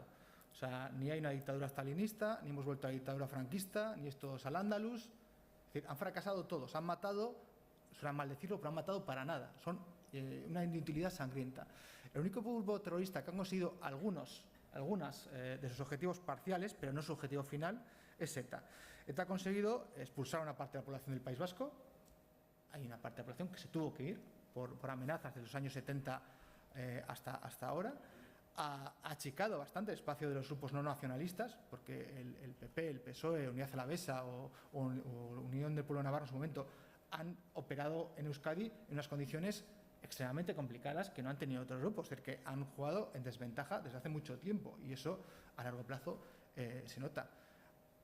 Han controlado nuestras fiestas populares, han controlado la calle, han conquistado espacios de poder importantes y que nos han expulsado a los demás, han hecho normal que sea difícil hablar de política libremente, que es algo inaudito, ¿no? En toda Europa se puede hablar de política libremente con tu vecino y aquí todavía no se hace. Todavía no se hace porque hay miedo, o sea, hay un miedo social, ¿no? Y eso es un logro parcial importante para ETA, ¿no? Han conseguido que la izquierda abertzale pues sea conocida en todo el mundo, que tenga cierto, pues una campaña de marketing importante, no sé, han conseguido bastantes cosas parciales que no hay que negarlas. Ahora bien, si vamos a los orígenes de ETA y vemos para qué fundaron a ETA, es decir, que cuando Txiardegi y esta gente se juntan en el 59 para jurar que van a luchar por la independencia de Euskadi y hasta que Euskadi no sea monolingüe, independiente y feliz, no van a parar, pues eso no lo han conseguido. Entonces, habría que preguntarles, no a nosotros, sino a ellos, preguntarles, oye, 853 muertos, 2.600 heridos y vuestros años de cárcel y vuestro dolor, que lo tendréis, ¿de verdad ha merecido la pena? O sea, eso habría que preguntarles a ellos. ¿Ha merecido la pena para lo que habéis conseguido? Es decir, si a Txiardegi en el 59 le hubieran dicho, oye, vais a causar todo este dolor para conseguir cosas que otras comunidades autónomas sin terrorismo gozan de ella, ¿lo hubieran hecho? No lo sé. O sea, es una respuesta que solo lo pueden responder los propios etarras, pero me gustaría que lo hiciesen. Porque enfrentarse a la realidad de, oye, todo ese dolor, toda esa sangría que habéis hecho para conseguir esto, o sea, mereció la pena. Y si no mereció la pena, quizás fuese una contribución cívica importante, valiente, que saliesen a la palestra y que lo reconociesen. Dicen, hemos fastidiado la vida de muchas personas, hemos matado, hemos perdido nuestra propia libertad para esto. Y que lo reconociesen. Porque eso sí que sería una vacuna absoluta, ¿no? Sí. Nos vacunaría para siempre para volver a tentaciones terroristas. Ahora bien, no creo que sean tan valientes, me temo. Ojalá, pero desde luego no parece que vaya a ocurrir, al menos a corto plazo. Y ya la última pregunta para terminar y ya que pueda preguntar el público. ¿Cuáles dirías que son los principales retos por un lado y amenazas por otro respecto al terrorismo que tenemos en España? Las amenazas operativas, sí. Claramente es el yihadismo. Esa es la amenaza mayor. Hay un dato del libro blanco y negro del terrorismo en Europa que hemos actualizado en Memorial. De 2000 a 2020, 1944 ciudadanos de la Unión Europea asesinados. O sea, casi 2.000 en los últimos 20 años. O sea, el terrorismo no ha acabado. Pasa que el terrorismo hoy en día, el más amenazante, el más real, es el yihadismo.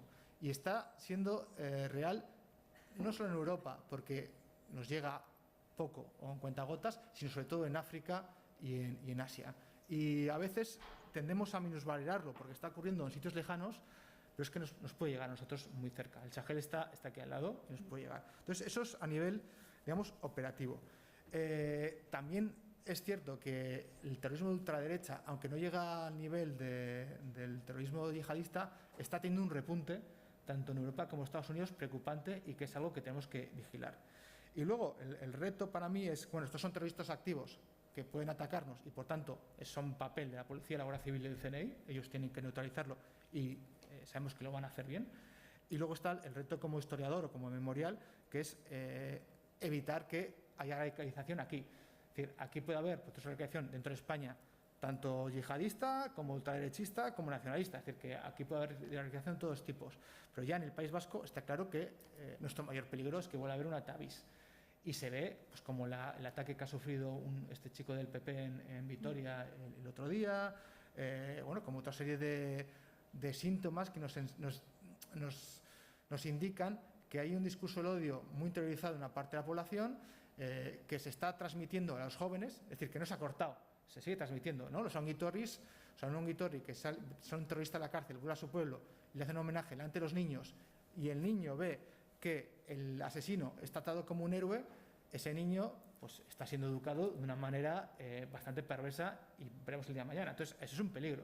Entonces, para mí el mayor reto dentro del País Vasco ahora mismo es prevenir antes de curar, es evitar que ese proceso de radicalización vaya más allá. Y, por tanto, ir a las escuelas, enseñarles lo que fue el terrorismo, llevarles al memorial, darles simplemente conocimiento para que saquen sus propias conclusiones y evitar que haya una ETA bis en el futuro. Pero ese sería el mayor reto aquí, como digo. Muy bien, pues muchísimas gracias, Gaizka.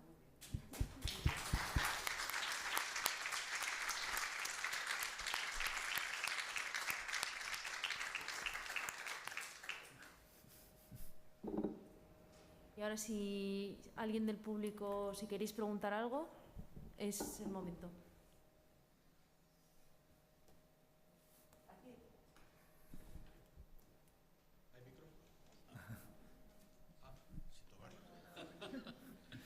Hola, Gaizka.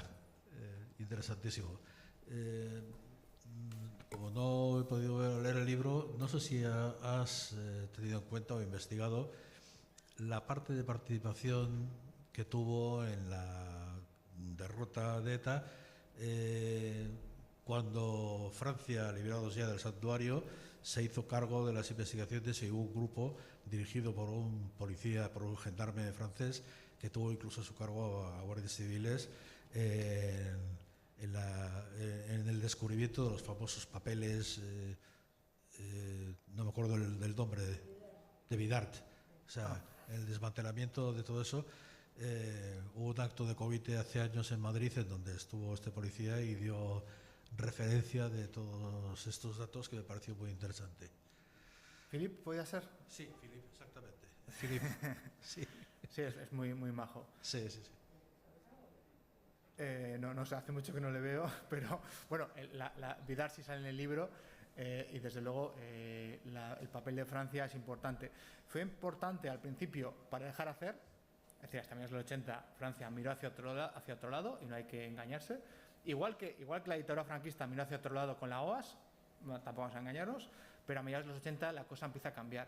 Y desde luego, sin la colaboración francesa, ETA quizás todavía duraría. Es decir, que el hecho de que pierdan el santuario es lo que destroza a ETA, porque ya no tiene un lugar donde huir. Intenta buscar otro lugar en Portugal. Es un intento de crear en Portugal otro santuario, pero eso le salió mal, se fue descubierto por la Guardia Civil y se acabó, ¿no? Por eso yo creo que a Francia hay que agradecerle muchísimo el cambio de actitud y las facilidades que dio a la Policía Guardia Civil a partir de mediados de los 80, que yo creo que fue el mayor éxito en política antiterrorista del gobierno de Felipe González, ¿no? Conseguir ese acuerdo, que ojalá se hubiera dado antes, pero bueno, se dio cuando se dio. Y eso también explica pues que en otros grupos terroristas fue más fácil, ¿no? Porque, por ejemplo, en Italia las Brigadas Rojas no tenían ningún sitio donde huir. En Alemania tampoco, bueno, en Alemania sí tenían a la RDA, pero en otros países no pasaba nada, ¿no? Es decir, que en islas, por ejemplo, es más difícil que haya santuarios, pero en Francia sí lo fue durante mucho tiempo. Por cierto, ya que estás tú, me ha hecho una donación para el memorial interesantísima. Hoy he venido a hablar, pero San Sebastián me habéis tratado bien, me traigo regalos. Estos cuadernos que son una joya para el memorial del primer movimiento pacifista que surgió en Euskadi, el auténtico, y luego también me llevo un libro de Lagun, o sea, de Lagun de los manchados para el memorial. Si alguno tiene algo más que darme, encantado, ¿eh? Yo luego te doy un chirio.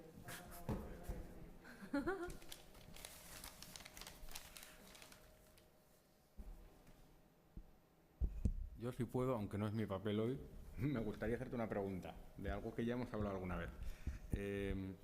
Y no es tanto de la presencia de grupos terroristas internacionales en España como del apoyo externo o el filtreo de países extranjeros con grupos terroristas en España.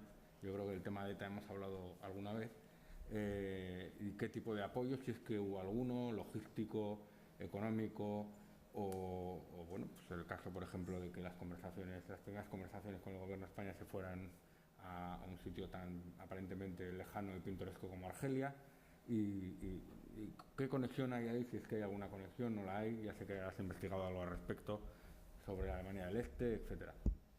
Sí, pues es una pregunta muy interesante, porque además es un gran mito, ¿no? En la transición se hablaba de la internacional terrorista, ¿no? Se creía que la URSS está patrocinando el terrorismo en toda Europa, lo cual no era cierto. Otra cosa es que países amigos de la URSS estuvieran siendo bastante amistosos con grupos terroristas, lo cual sí era cierto. Entre esos países amigos de la URSS estaba Argelia, estaba los grupos palestinos, pero digamos no en Palestina, sino en territorios limítrofes, y ahí sí, hay grupos de ETA que van a entrenarse a Oriente Próximo, hay grupos de ETA que van a entrenarse a Argelia, y ahí hay una colaboración en este sentido. Pero es algo puntual. Donde yo creo que más nexo ha habido es con América Latina. O sea, hay un libro de Florencio solo dedicado a América Latina porque hay conexiones con ETA muy intensas, ¿no? Y es algo curioso porque al final con Cuba, con Venezuela, con otros países, con Colombia, sí, con las FARC, es decir, que ha habido nexos importantes. Y es curioso, digo, porque ETA siempre es una organización antiespañola, pero luego al final sus nexos son con países hispanos, los que les une el idioma, que es algo llamativo e irónico, pero bueno, es algo que ha ocurrido así, ¿no?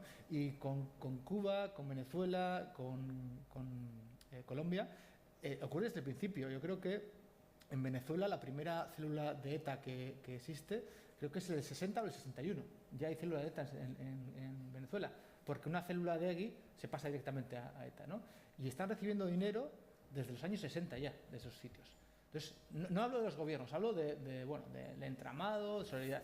Entonces, llevan 60 años haciendo relaciones, haciendo marketing, haciendo propaganda, creando vínculos, ya creando vínculos muchísimo tiempo. ¿Y qué ha pasado? Que algunos de los grupos guerrilleros con los que ETA estuvo vinculado en los años 60-70, algunos han llegado al poder o partidos políticos cercanos han llegado al poder, ¿no?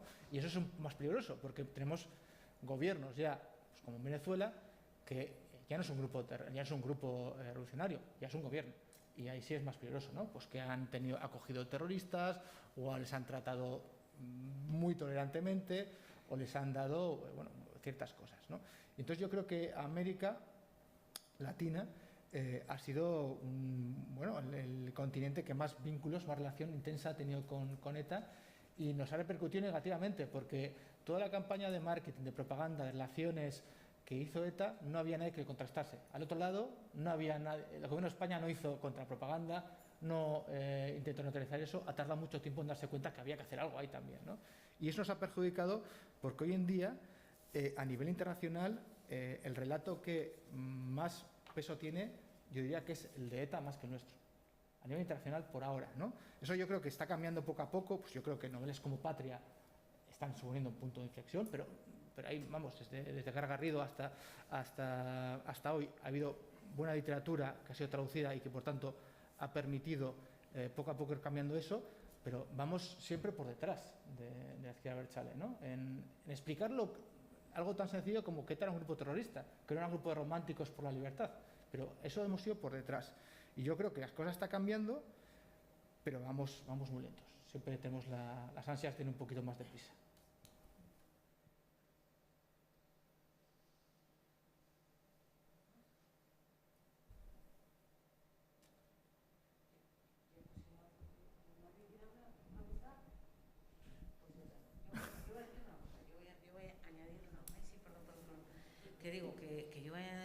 ¿no?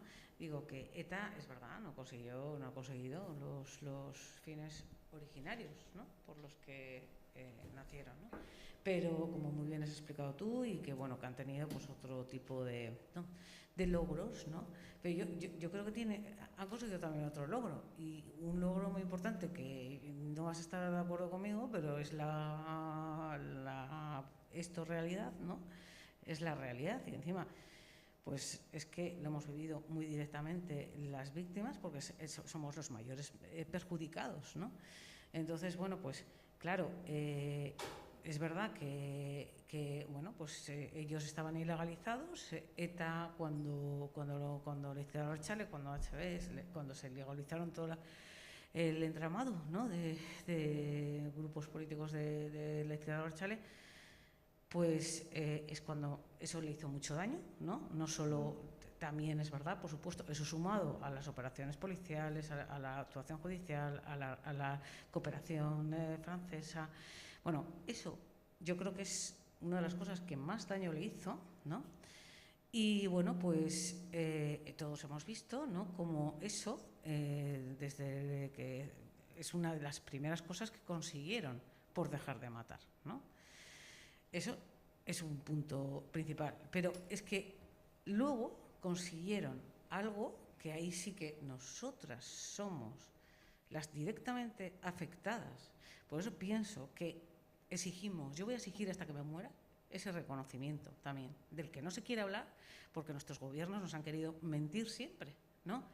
Y es que, claro, sí, por fin la negociación de Zapatero llegó a buen puerto y se logró lo más importante, que es que ETA nos dejara de matar, que ETA dejara de matar. Y ese es el gran triunfo, ¿no?, de esa negociación. Pero obviamente se negoció y las negociaciones se llevan a un acuerdo, se hacen por un algo, llegaron a un acuerdo, ¿no?, a un acuerdo para que ETA, que el gobierno lo aceptó y que ETA también aceptó, llegaron a ese acuerdo. Uno fue la legalización, otro fue las no detenciones, por eso no vimos detenciones, ¿no?, de 2011 a 2018. Los asesinatos que estaban sin resolver, que no se habían detenido a los autores, siguen sueltos, siguen sin haber sido detenidos. Y ahí tenemos el caso de las dos últimas víctimas de ETA, ¿no?, en España. Tenemos el caso de Piñuel en el año anterior, 2008. Tenemos más casos, ¿no? Tenemos las víctimas de Sangüesa, que ha sido ahora hace muy poco, ¿no? Te estoy hablando ya de los crímenes que están sin resolver de los últimos años, ¿no?, de antes de 2011. Y bueno, pues luego también es algo muy obvio, pero que esto solo lo repetimos nosotros en COVID todo el rato, ¿no? Y lo voy a seguir repitiendo. Vamos a ver, ¿cómo acaba una organización terrorista en cualquier país democrático? ¿Cómo acaba una organización criminal en cualquier país democrático? Todos vemos una cosa que es fundamental, ¿verdad? La operación policial de disolución de esa banda terrorista o de ese grupo criminal, ¿no? Estamos viendo todas las noches, ¿no?, una operación del triunfo, eso lo vemos en la televisión. A mí se ha desmantelado esta red de narcotraficantes, de trata de blancas, de lo que sea.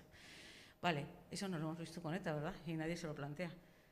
Se ha celebrado por nuestro gobierno, el gobierno que estaba entonces, en 2018, el gobierno de Rajoy, se celebró, se legitimó. Esa es la mayor operación de blanqueo que se ha hecho a ETA en la historia de la democracia de este país. La mayor operación. Primero se pasaron pidiéndoles a una organización terrorista como ETA que se disolviera. ¿Vosotros os imagináis a Macron pidiéndole al Daesh que se disuelva? ¿Vosotros os lo imagináis? Daesh, disolveros, venga, que os disolváis. Así se pasaron 7 años y medio, 7 años y medio, Y luego, claro, van y nos convocan y celebran lo que vimos, o sea, la foto más humillante que hemos sufrido las víctimas, ¿no?, que fue la de Cambó. Eso. O sea, van y nos convocan a todas las asociaciones de víctimas para celebrar que ETA se había autodisuelto. ¿No es una locura? Y todo el mundo en este país, joder, pues diciendo, joder, qué bien, todo el mundo celebrando, la Audiencia Nacional da por disuelta ETA, la policía da por disuelta ETA, el gobierno en pleno y el partido de la oposición da por disuelta ETA, y encima dicen que nos han derrotado con el Estado de Derecho. Hombre, vamos a ver, hasta cierto punto, ¿no? Es que, perdón, pero es que ahí el precio lo hemos puesto las víctimas con la impunidad, porque esas víctimas que siguen, o sea, ¿dónde están los asesinos de Salva? ¿Dónde está esa operación policial de detención de todo lo que quedaba de ETA? De esos que están por ahí sueltos, ¿no? De esos etarras que siguen huidos, que son fuentes policiales, siguen huidos. Vamos a ver, ahora de repente la Guardia Civil, de repente sois malísimos, desde 2011, ¿entiendes? O sea, hemos estado acostumbrados a ver cómo funcionaban, con cuántos éxitos funcionaban, lo bien que funcionaban, ¿no? Y de repente a partir de 2011-2018 no hay detenciones de esos que os estoy diciendo, Bueno, claro, o sea, si no hay detenciones, desde luego tampoco puede haber un juicio contra esos presuntos asesinos, ¿verdad?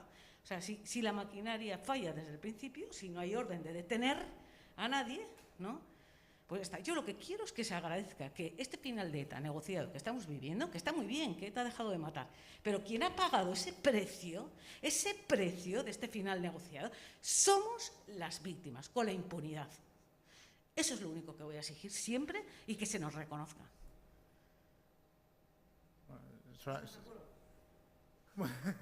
En algunas cosas sí, desde luego la principal es que la que pagan el precio son las víctimas.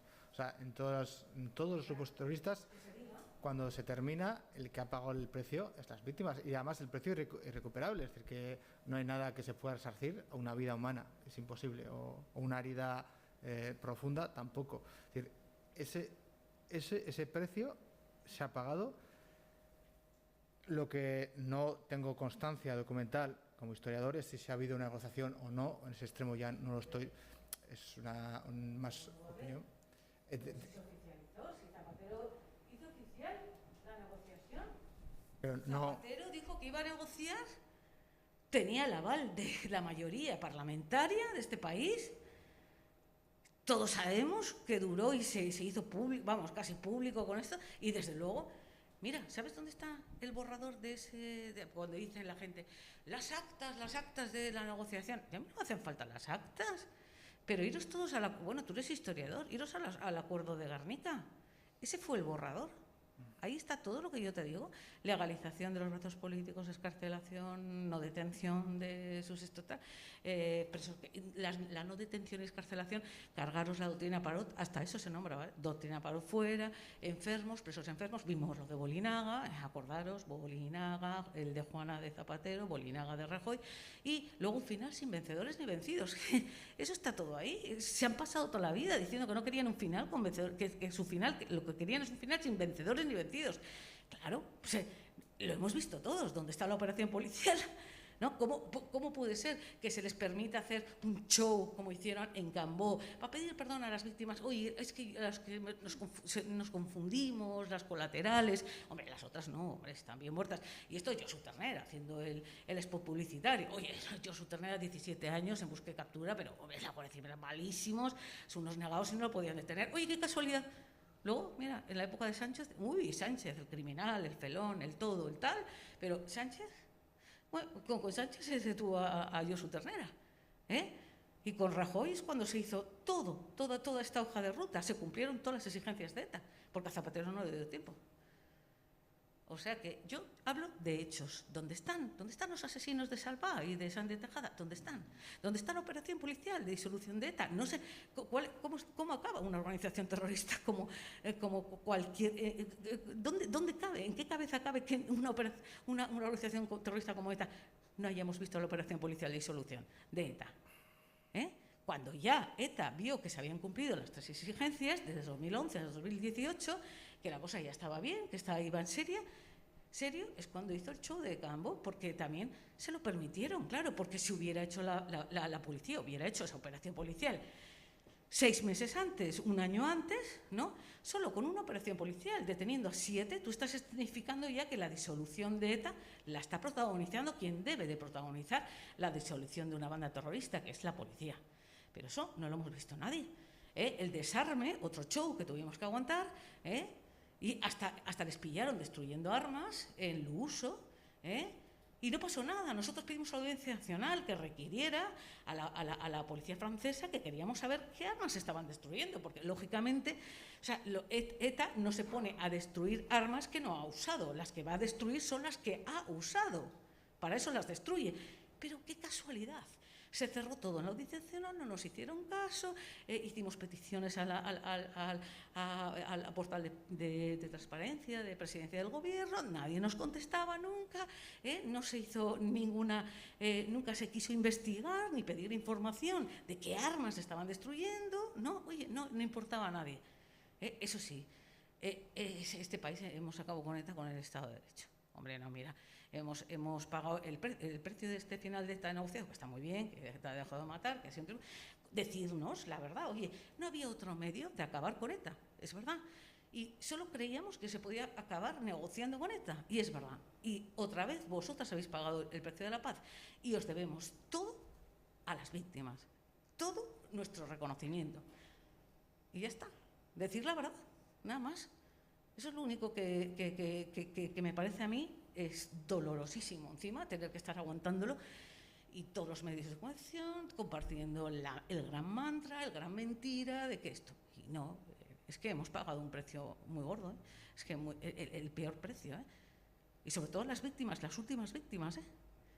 A las que no se va a detener nunca a sus asesinos. Que no me van diciendo, no, la policía seguimos igual, con todos los medios. Venga, desmantelasteis porque era una orden política todos vuestros servicios de todo, de información, de acción y tal, nada. No hicisteis nada y ahí están los hechos. No lo hemos documentado nosotros hace poco y lo publicaremos. Pero lo tenemos todo documentado. Las detenciones que ha habido de 2011 a 2018, en los periodos anteriores, hasta 2011, para que se vean comparativamente lo que ha pasado. Es que, claro. Bueno, pues esperaremos a que lo publiquéis y lo leeremos con atención para sacar... A ver. Sí, lo publicaremos todo. Sí, a partir del año que viene empezamos con esa tarea. A contar la verdad. No sé, sí.